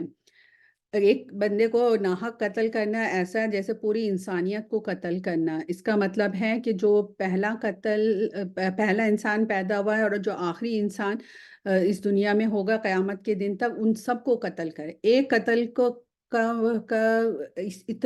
اتنا ہے کہ اس نے ان سب لوگوں کو قتل کیا۔ کوئی انسان ان سب لوگوں کو قتل نہیں کر سکتا، اتنے لوگوں کو، لیکن اس کا گناہ اتنے لوگوں کے سر پہ جائے گا۔ اور جو دنیا میں جو بھی قتل ہوں گے، جو قابل نے جو ایک قتل کیا، اب دنیا میں قیامت تک جو بھی قتل ہوں گے اس سب کا ایک ایک حصہ قابل کو جاتا رہے گا۔ تو اللہ تعالی ہم سب کو معاف کرے۔ آج کل دنیا میں قتل و غارت کتنا آسان ہو گیا ہے، کبھی آنر کے نام پہ قتل ہو رہا ہے، تو کبھی قبیلوں کے نام پہ قتل ہو رہا ہے، تو کبھی مذہب کے نام پہ قتل ہو رہا ہے، کبھی دشمنیوں کے نام پہ، جو جائیدادوں کے نام پہ قتل ہو رہا ہے۔ اللہ تعالی ہم سب کو محفوظ رکھے ہر شر سے۔ آیت نمبر 33 میں اللہ تعالیٰ فرما رہے ہیں، جو اللہ تعالیٰ سے اور اس کے رسولوں سے لڑے اور زمین میں فساد کرتے پھرے، ان کی سزا یہی ہے کہ وہ قتل کر دیے جائیں یا سولی چڑھا دیے جائیں، یا مخالف جانب سے ان کے ہاتھ پاؤں کاٹ دیے جائے، انہیں جلا وطن کر دیا جائے۔ یہ تو ہوئی ان کی دنیاوی ذلت اور خواری، اور آخرت میں ان کے لیے بڑا بھاری عذاب ہے۔ یہ جو سارے عذاب اللہ نے بتائے، یہ بھی اگر دنیاوی لحاظ سے دیکھے جائیں تو بہت بھاری عذاب ہے۔ لیکن امیجن کریں، اللہ نے کہا کہ یہ تو صرف دنیا میں ہوگا، لیکن جو آخرت میں ان کو عذاب دیے جائیں گے وہ اس سے کئی زیادہ بھاری ہوں گے۔ ہاں، جو لوگ اس سے پہلے توبہ کر لے کہ تم ان پر قابو پا لو، تو یقین مانو کہ اللہ تعالیٰ بہت بخشش اور رحم و کرم والا ہے۔ اللہ تعالیٰ ہم سب کو فوراً توبہ کرنے کی توفیق عطا فرمائے۔ توبۃ النصوح یعنی خالص توبہ کرنے کی توفیق عطا فرمائے۔ مسلمانوں، اللہ تعالیٰ سے ڈرتے رہو اور اس کا قرب تلاش کرو اور اس کی راہ میں جہاد کرو تاکہ تمہارا بھلا ہو۔ یقین مانو کہ کافروں کے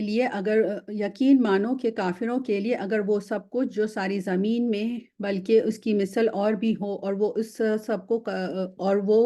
اس سب کو قیامت کے دن کے عذاب کے بدلے فدیے میں دینا چاہیں تو بھی ناممکن ہے کہ ان کا فدیہ قبول کر لیا جائے، اور ان کے لیے دردناک عذاب ہے۔ یہ چاہیں گے کہ وہ دوزخ میں سے نکل جائیں، لیکن ہرگز اس میں سے نہیں نکل سکیں گے، ان کے لیے دائمی عذاب ہے۔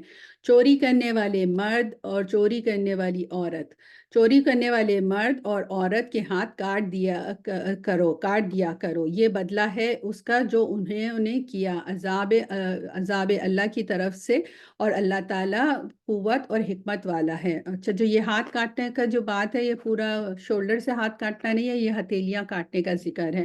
اور یہ ہر چوری پہ ہاتھ کاٹنے کا ذکر، ہر چوری پہ یہ ہاتھ کاٹنا نہیں ہے، اس کی کچھ خاص حدیں ہیں جو شریعت نے فکس کی ہیں، کہ اس کے تحت اگر کسی نے چوری کی ہے، چاہے وہ مرد ہو یا عورت، اس کے ہاتھ کاٹ دیے جائیں گے۔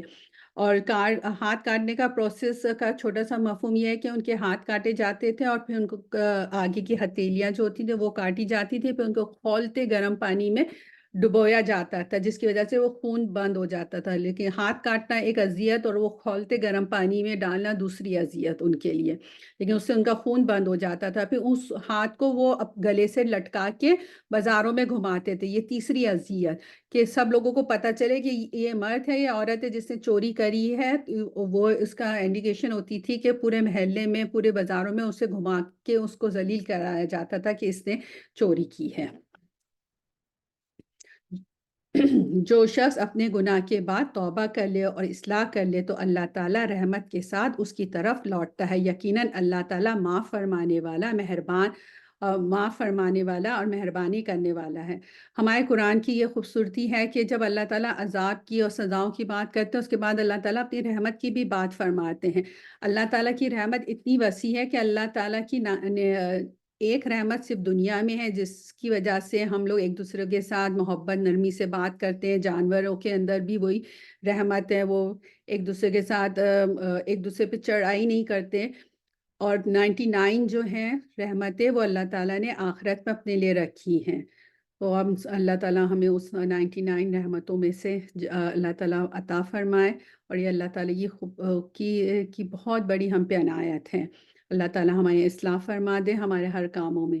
کیا تجھے معلوم نہیں کہ اللہ تعالیٰ ہی کے لیے زمین اور آسمان کی بادشاہت ہے، جسے چاہے سزا دے اور جسے چاہے معاف کر دے، اللہ تعالیٰ ہر چیز پر قادر ہے۔ آیت نمبر 41 میں اللہ تعالیٰ فرما رہے ہیں، اے رسولو، آپ ان لوگوں کے پیچھے نہ کڑیے جو کفر میں سبقت کر رہے ہیں، خواہ وہ ان منافقوں میں سے ہوں جو زبانی تو ایمان کا دعویٰ کرتے ہیں لیکن حقیقتاً ان کے دل با ایمان نہیں۔ اور یہودیوں میں سے کچھ لوگ ایسے ہیں جو غلط باتیں سننے کے عادی ہیں، عادی ہیں اور ان لوگوں کے جاسوس ہیں جو اب تک آپ کے پاس نہیں آئی، وہ کلمات کے اصلی موقف کو چھوڑ کر انہیں تبدیل کر دیا کرتے ہیں۔ کہتے ہیں کہ اگر تم یہ حکم دیے جاؤ تو قبول کر لینا، اور اگر یہ حکم دیے جاؤ تو الگ تھلگ رہنا، اور جس کا خراب کرنا اللہ کو منظور ہو تو آپ اس کے لیے خدائی ہدایت میں سے کسی چیز کے مختار نہیں۔ اللہ تعالیٰ کا ارادہ ان کے دلوں کو پاک کرنے کا نہیں ہے، ان کے لیے دنیا میں بھی بڑی ذلت اور رسوائی ہے، اور آخرت میں بھی ان کی بڑی سخت سزا ہے۔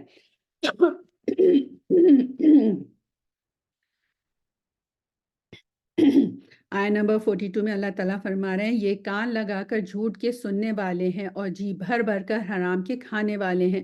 اگر یہ تمہارے پاس آئیں تو تمہیں اختیار ہے کہ خواہ ان کے آپس کا فیصلہ کرو، خواہ ان کو ٹال دو۔ اگر تم ان سے منہ پھیرو گے تو وہ بھی یہ تم کو ہرگز کوئی ضرر نہیں پہنچا سکتے، اور اگر تم فیصلہ کرو تو ان میں عدل و انصاف کے ساتھ فیصلہ کرو، یقیناً عدل والوں کے ساتھ اللہ محبت کرتا ہے۔ اب دوبارہ عدل کی بات ہے کہ دیکھیں ان سب چیزوں کے باوجود بھی اللہ نے کہا کہ عدل کرنا ہے، عدل کو کبھی بھی اپنے ہاتھوں سے نہیں چھوڑنا ہے۔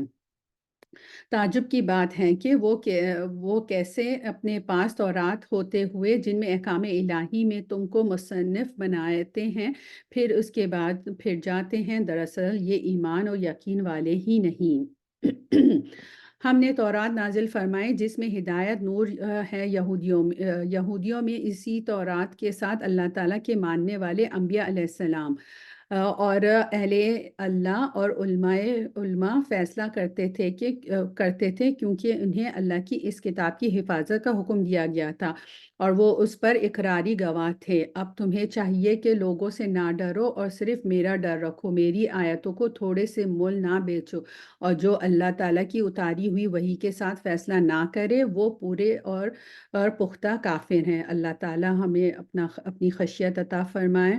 اور ہم نے یہودیوں کے ذمے تورات میں یہ بات مقرر کر دی تھی کہ جان کے بدلے جان، آنکھ کے بدلے آنکھ، اور ناک کے بدلے ناک، اور کان کے بدلے کان، اور دانت کے بدلے دانت، اور خاص زخموں کا بھی بدلہ ہے۔ پھر جو شخص اس کو معاف کر دے تو وہ اس کے لیے کفارہ ہے، اور جو لوگ اللہ کی نازل کیے ہوئے کے مطابق نہ کریں وہی لوگ ظالم ہیں۔ ہمارے مذہب میں اجازت ہے کہ اگر کسی نے آپ کی آنکھ توڑی ہے تو اس کی بھی آنکھ توڑی جائے گی، جس نے ناک توڑا اس کا بھی ناک توڑا جائے گا، اور یہ ساری چیزیں۔ لیکن آخر میں اللہ نے دوبارہ سے یہ فرمایا کہ اگر معاف کر دو گے تو وہ زیادہ بہتر ہے آپ کے لیے، جیسے ہم نے پڑھا تھا نا کہ شروع میں کہ ظالم کا قصور اگر آپ معاف کر دو تو وہ زیادہ بہتر ہے اصلاح کے لیے۔ تو یہاں پر بھی اللہ تعالیٰ نے معافی کو بہت زیادہ اہمیت دی ہے۔ لوگوں کو معاف کرتے جائیں، اپنے دلوں کو صاف کرتے جائیں۔ اور ہم نے ان کے پیچھے عیسیٰ ابن مریم کو بھیجا جو اپنے سے پہلے کی کتاب یعنی تورات کی تصدیق کرنے والے تھے، اور ہم نے انہیں انجیل عطا فرمائی جس میں نور اور ہدایت ہے، اور اپنے سے پہلی کتاب تورات کی تصدیق کرتی ہے۔ دوسرا اس میں ہدایت اور نصیحت تھی پارسا لوگوں کے لیے۔ تورات انجیل میں بھی اللہ کے وہی احکامات تھے، اور انجیل والوں کو بھی چاہیے کہ اللہ تعالیٰ نے جو کچھ انجیل میں نازل فرمایا ہے اسی کے مطابق حکم کریں، اور جو اللہ تعالیٰ کے نازل کردہ سے ہی حکم نہ کریں وہ بدکار فاسق ہیں۔ اور ہم نے آپ کی طرف حق کے ساتھ یہ کتاب نازل فرمائی جو اپنے سے اگلی کتابوں کی تصدیق کرنے والی ہے، ان کی محافظ ہے، اس لیے آپ ان کے آپس کے معاملات میں اسی اللہ کی اتاری ہوئی کتاب کے مطابق حکم کیجیے، اس حق سے ہٹ کر ان کی خواہش کے پیچھے نہ جائیے۔ تم میں سے ہر ایک کے لیے ہم نے ایک دستور اور راہ مقرر کر دی، اگر منظور مولا ہوتا تو سب کو ایک ہی امت بنا دیتا، لیکن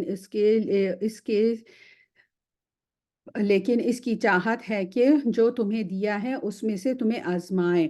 تم نیکیوں کی طرف جلدی کرو، تم سب کا رجوع اللہ ہی کی طرف ہے، پھر وہ تمہیں ہر چیز بتا دے گا جس میں تم اختلاف کرتے ہو۔ یعنی آزمائشیں تو آئیں گی، آپ نے پہلے سے پارے میں پڑھا ہوگا نا کہ اللہ تعالیٰ تو ضرور آزمائے گا، بس آزمائش کے وقت ہمیں ثابت قدم رہنا ہے اور اللہ تعالیٰ کے فیصلے پر راضی رہنا ہے۔ آپ ان کے معاملات میں خدا کی نازل کردہ وحی کے مطابق ہی حکم کیا کیجیے، ان کی خواہشوں کی تابعداری نہ کیجیے، ان سے ہوشیار رہیے کہ کہیں یہ آپ کو اللہ کے اتارے ہوئے کسی حکم سے ادھر ادھر نہ کر دیں۔ اگر یہ لوگ منہ پھیر لیں تو یقین کریں کہ اللہ تعالیٰ کا ارادہ یہ ہے کہ انہیں ان کے بعض گناہوں کی سزا دے ہی ڈالے، اور اکثر لوگ نافرمانی ہی کرتے ہیں۔ کیا یہ لوگ پھر سے جہالت کا فیصلہ چاہتے ہیں؟ یقین رکھنے والے لوگوں کے لیے اللہ تعالیٰ سے بہتر فیصلے اور حکم کرنے والا کون ہو سکتا ہے؟ اے ایمان والو، تم یہودی اور نصارہ کو دوست نہ بناؤ، یہ تو آپس میں ایک دوسرے کے دوست ہیں۔ تم میں سے جو بھی ان میں سے کسی سے دوستی کرے وہ بے شک انہی میں سے ہیں۔ ظالموں کو اللہ تعالیٰ ہرگز راہ راست نہیں دکھاتا۔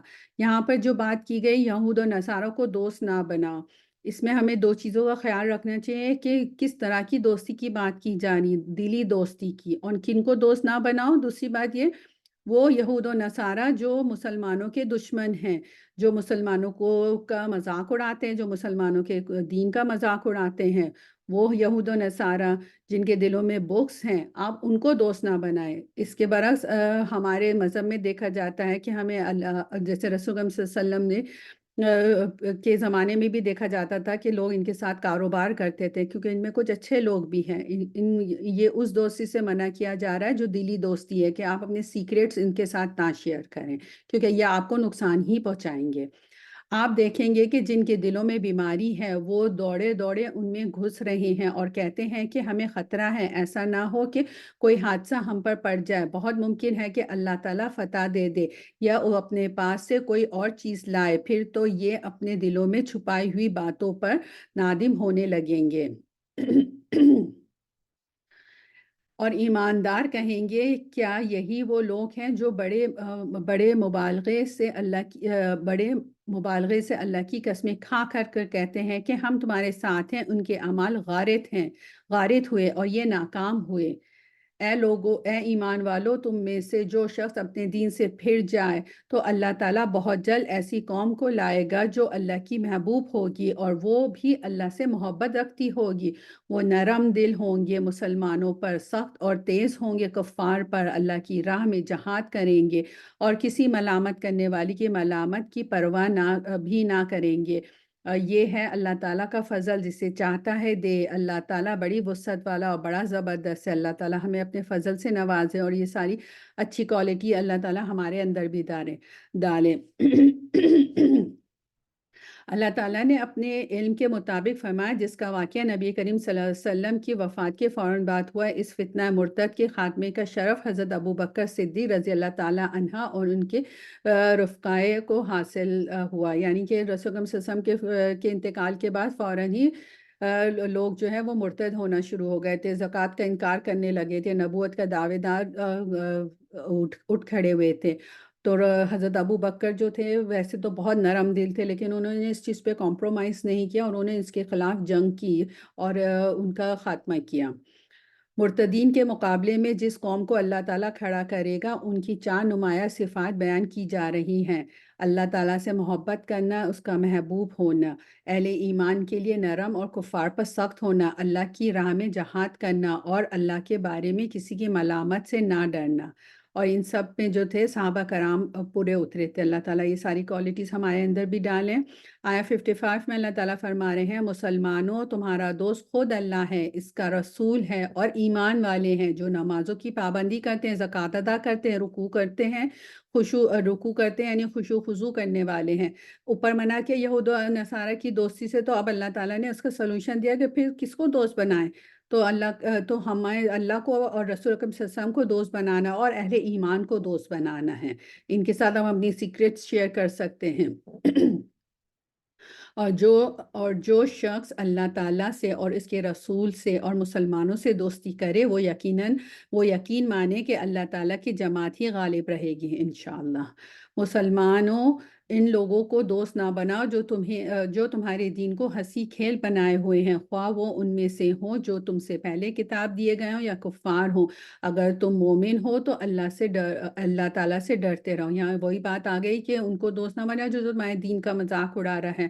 یہاں پہ تو کفار کی بات ہو رہی ہے، یہود و نصارہ کی بات ہو رہی ہے، لیکن آج بہت افسوس کے ساتھ کہنا پڑتا ہے کہ ہم دین والے بھی اپنے دین کا مذاق اڑاتے ہیں۔ کسی کے حجاب کا، بائے کا مذاق اڑ رہا ہے، تو کسی کی داڑھی کا اڑ رہا ہے، کسی کے 5 وقت نماز پڑھنے پہ اڑ رہا ہے ان کا مذاق، یا جنت اور جہنم کے پہ لطیفے بنا کے ان کا مذاق اڑایا جا رہا ہے۔ اللہ تعالیٰ ہمیں اس سے محفوظ رکھیں۔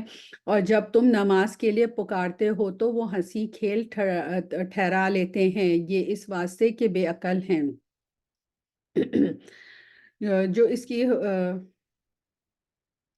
آپ کہہ دیجئے اے یہودیوں اور نصرانیوں، تم میں سے صرف اس لیے دشمنیاں کر رہے ہو کہ ہم اللہ تعالیٰ پر اور جو کچھ ہماری جانب نازل کیا گیا ہے، جو کچھ اس سے پہلے اتارا گیا ہے، اس پر ایمان لائے ہیں، اور اس لیے بھی کہ تم میں اکثر فاسق ہیں۔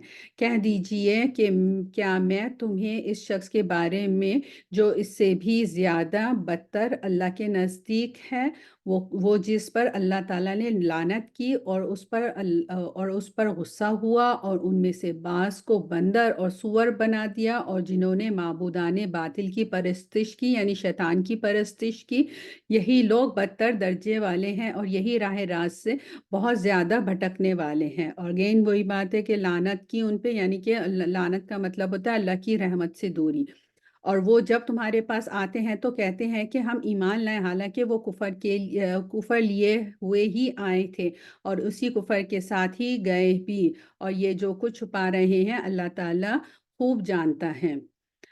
آپ دیکھیں گے کہ ان میں سے اکثر گناہ کے کاموں کی طرف اور ظلم و زیادتی کی طرف مائل اور مال حرام کھانے کی طرف لپک رہے ہیں۔ جو کچھ یہ کر رہے ہیں نہایت برے کام ہیں۔ یہ سارے کام ہم بھی کر رہے ہیں، اللہ ہمیں محفوظ فرمائے۔ انہیں ان کے عابد و عالم جھوٹ باتوں کے کہنے اور حرام چیزوں کے کھانے سے کیوں نہیں روکتے؟ بے شک برا کام ہے جو یہ کر رہے ہیں۔ تو ہمیں توفیق اللہ تعالیٰ دے کہ ہم عمل بالمعروف اور نہی عن المنکر کریں، کہ بھلائی کا حکم دیں اور لوگوں کو برائی سے روکیں۔ اور یہودیوں نے کہا کہ اللہ تعالیٰ کے ہاتھ بندھے ہوئے ہیں، بلکہ انہی کے ہاتھ بندھے ہوئے ہیں، اور ان کے اس قول کی وجہ سے ان پر لعنت کی گئی، بلکہ اللہ تعالیٰ کے دونوں ہاتھ کھلے ہوئے ہیں، جس طرح چاہتا ہے خرچ کرتا ہے، اور جو کچھ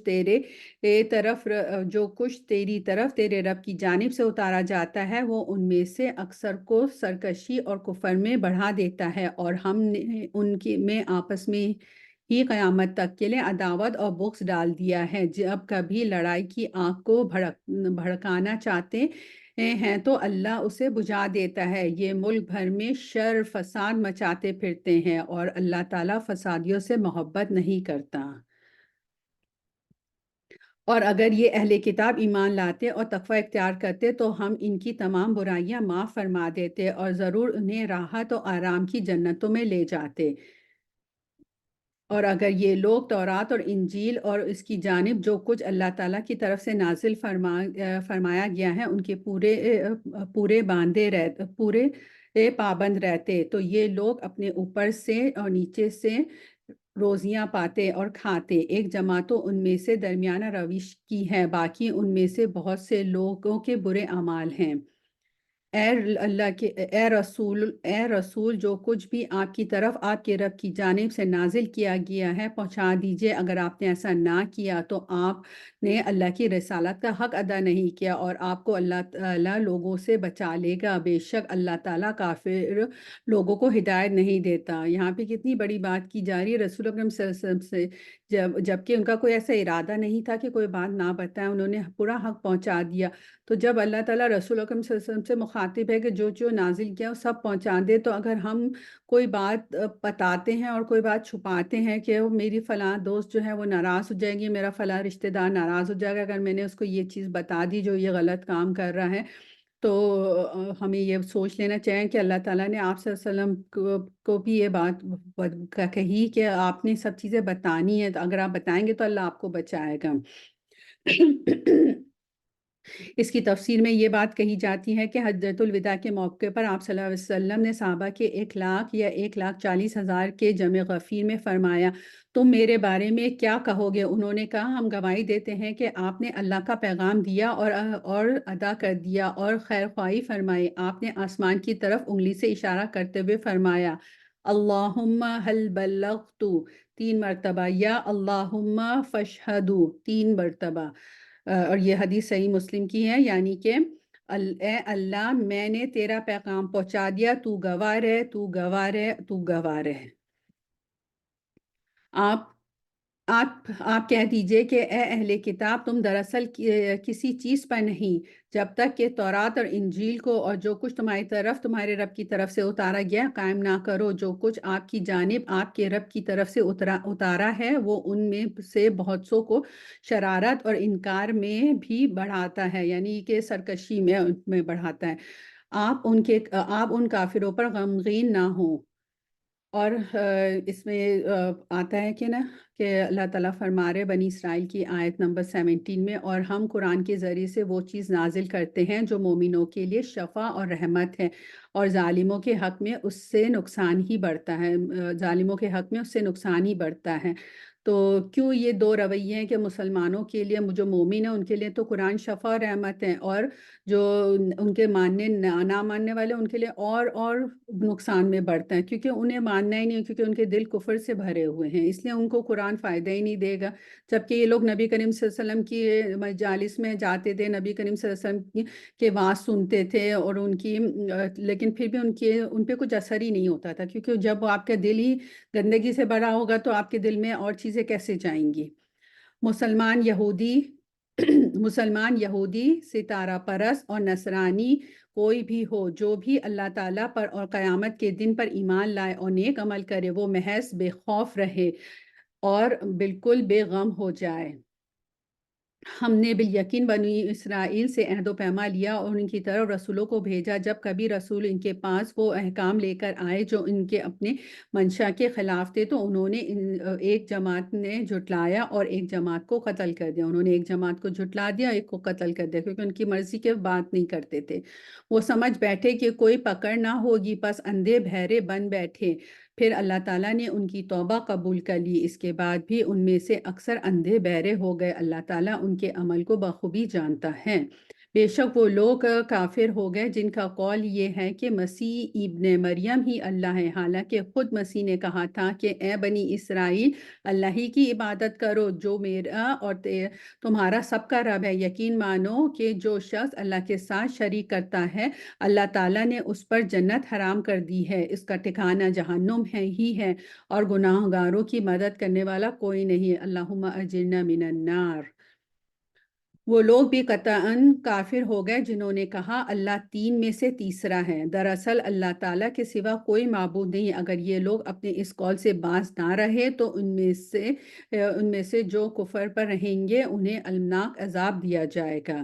انہوں نے حضرت عیسیٰ علیہ السلام اور ان کی والدہ کو بھی اللہ قرار دیا، یعنی کہ ہم نے جیسے پہلے ذکر کیا کہ انہوں نے اللہ کو کہا کہ وہ اللہ ہے، پھر عیسیٰ علیہ السلام کو، اور پھر مریم علیہ السلام کو، تو انہوں نے اس طرح سے 3 خدا بنا لیے تھے۔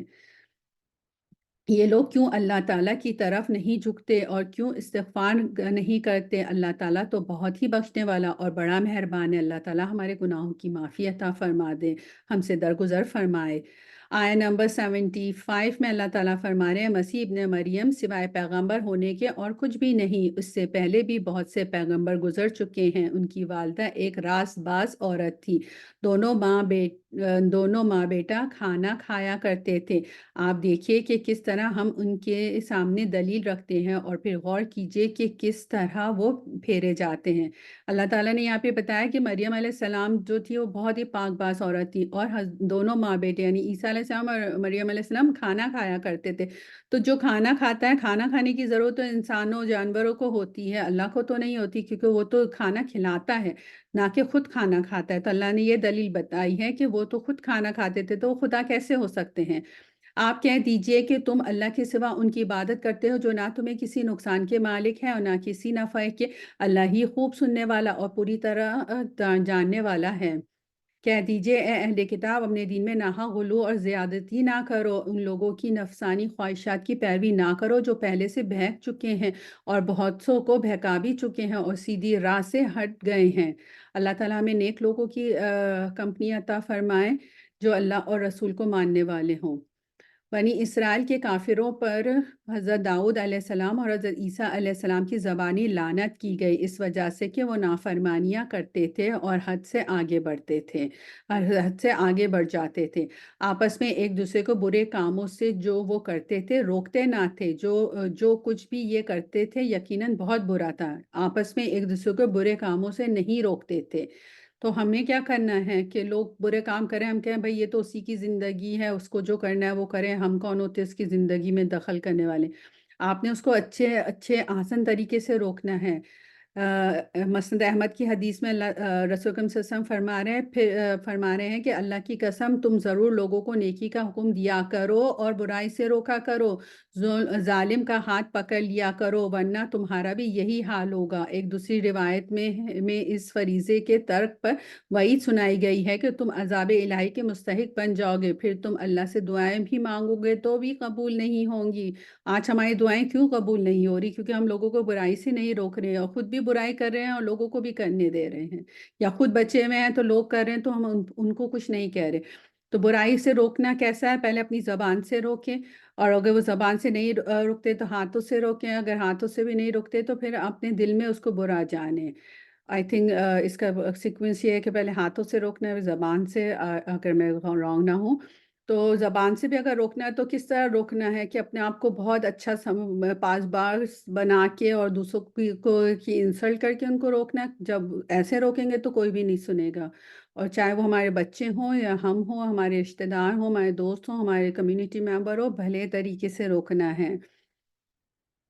ان میں سے بہت سے لوگوں کو آپ دیکھیں گے کہ وہ کافروں سے دوستیاں کرتے ہیں، جو کچھ انہوں نے اپنے لیے آگے بھیج رکھا ہے وہ بہت برا ہے۔ اللہ تعالیٰ ان سے ناراض ہوا اور وہ ہمیشہ عذاب میں رہیں گے۔ اگر انہیں اللہ تعالیٰ پر اور نبی پر اور جو نازل کیا گیا اس پر ایمان ہوتا تو یہ کفار سے دوستیاں نہ کرتے، لیکن ان میں اکثر فاسق ہیں۔ دیکھیں بار بار دوستی کا معیار بتایا جا رہا ہے۔ اللہم یسر لی جلیسن صالحن، اللہ تعالیٰ ہمیں صالح اچھے دوست عطا فرمائیں۔ یقیناً آپ ایمان والوں کا سب سے زیادہ دشمن یہودیوں اور مشرکین کو پائیں گے، اور ایمان والوں سے سب سے زیادہ دوستی کے قریب یقیناً انہیں پائیں گے جو اپنے آپ کو نصارہ کہتے ہیں۔ یہ اس لیے کہ ان میں علماء اور عبادت کے لیے گوشہ نشین میں افراد سوچ رہی پائے ہوں کہ جاتے اس ہیں، میں اور ایک اس وجہ سے کہ وہ تکبر نہیں کرتے، اور اس وجہ سے وہ تکبر نہیں کرتے۔ تو یہ ہمارے دین کی خوبصورتی اگین کہ ہمیں بتا دیا گیا کہ مسلمانوں سے دشمنی کون رکھتا ہے، جو یہود ہیں اور مشرک ہیں، اور اس میں سے اور اگر ان دونوں کو کمپیئر کیا جائے تو جو کرسچن ہے وہ آپ کے زیادہ قریب ہیں۔ الحمدللہ ہمارا آج کا یہ ختم ہوا اس بات پہ کہ اللہ تعالیٰ نے ہمیں بتا دیا کہ دوستی کے معیار کس کو رکھنا چاہیے۔ الحمدللہ رب العالمین۔ جزاک اللہ خیر کثیرہ، آپ لوگ نے بہت اچھے سے سنا۔ الحمدللہ وآخر دعوانا ان الحمدللہ رب العالمین، سبحانک اللہم وبحمدک، اشہد ان لا الہ الا انت، استغفرک واتوب الیک۔ اب ہمارے پاس تھوڑا سا وقت ہے تو ہم ایسا کرتے ہیں کہ کچھ چیزیں ڈسکس کر لیتے ہیں۔ اب جیسے کہ پتہ ہے کہ رمضان جو ہے آ رہا ہے، اور اس میں ایک حدیث میں آپ لوگ کے سامنے شیئر کرنا چاہتی ہوں، لیگیسی آف آور پروفٹ صلی اللہ علیہ وسلم۔ 3 کام اخلاق نبوت میں سے ہیں: افطاری میں جلدی، سحری میں تاخیر، اور نماز میں دایاں ہاتھ کو بائیں ہاتھ میں رکھنا۔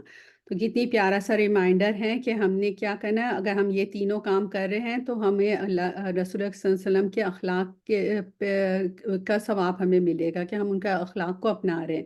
افطاری میں جلدی کرنی ہے، یعنی جیسے ٹائم ہو گیا آپ نے روزہ کھول لینا ہے۔ سحری میں تاخیر کرنی ہے، یعنی کہ آپ 1 گھنٹہ پہلے کھا کے فارغ ہو جائیں، آپ نے آخر تک کھانا ہے، ٹھیک ہے۔ اور پھر دایاں ہاتھ کو بائیں ہاتھ پہ رکھنا ہے۔ ایک دوبارہ سے یہ ریمائنڈر جو نسرین باجی بتا چکی ہیں کہ چاند دیکھنے کے لیے آپ اہتمام کیجیے گا، اور چاند دیکھنے پہ آپ یہ دعا مانگیے گا. اگر آپ اس کا اسکرین شاٹ لے سکتے ہیں، اگر آپ کو عربی نہیں ہے تو میں اس کا اردو میں ترجمہ پڑھ لیتی ہوں. اے اللہ، اس چاند کو امن، ایمان، سلامتی اور اسلام کے ساتھ ہم پر طلوع فرمائیے. اے چاند، میرا اور تیرا رب اللہ ہے. اور دوسری دعا یہ ہے کہ اور سب سے بڑا اللہ سب سے بڑا ہے. اے اللہ، اس چاند کا طلوع ہونا ہمارے لیے امن و سلامتی اور اسلام اور اس چیز کی توفیق کا ذریعہ بنا دے جس پر ہمارا رب راضی ہوتا ہے اور اسے پسند فرماتا ہے. اے چاند، ہمارا اور تیرا رب اللہ ہی ہے. اللہ تعالیٰ ہمیں بہترین رمضان گزارنے کی توفیق دے. جیسا جب اتنا خوبصورت رمضان ہمارا گزرے، اللہ تعالیٰ اس کی عباداتیں کرائیں، اس میں دعائیں مانگنے کی توفیق دے، اس کے روزے رکھنے کی توفیق دے، اور اللہ تعالیٰ لیلۃ القدر ہمیں نصیب فرمائے. اتنا خوبصورت رمضان عطا فرمائے جتنا اللہ نے کبھی بھی ہماری زندگی میں نہ دیا، اور بہترین ہماری زندگی کا بہترین رمضان بنا. ہمیں اللہم بلغنا رمضان، ہمیں اللہ تعالیٰ رمضان کے اندر داخل ہونے کی توفیق عطا فرمائے. جزاک اللہ خیرا کثیرا. السلام علیکم ورحمۃ اللہ وبرکاتہ.